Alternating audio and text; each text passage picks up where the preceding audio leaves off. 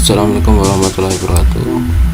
Kembali lagi di channel saya. Kali ini saya akan menampilkan cara untuk mendownload nilai di Schoology ya.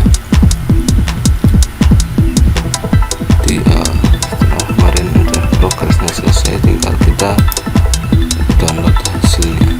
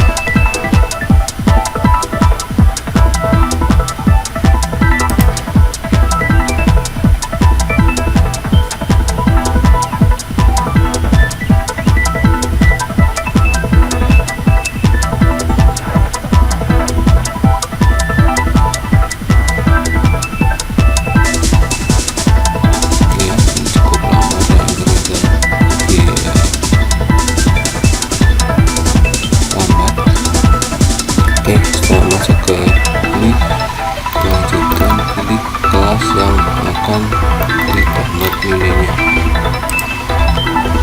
Kita pilih ini.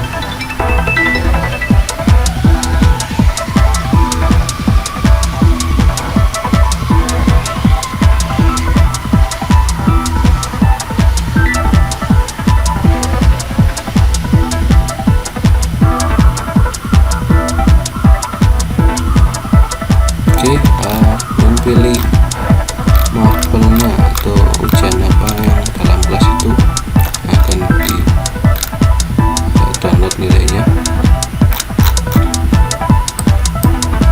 Ini di view dan di sebelah kiri ini ada gradebook.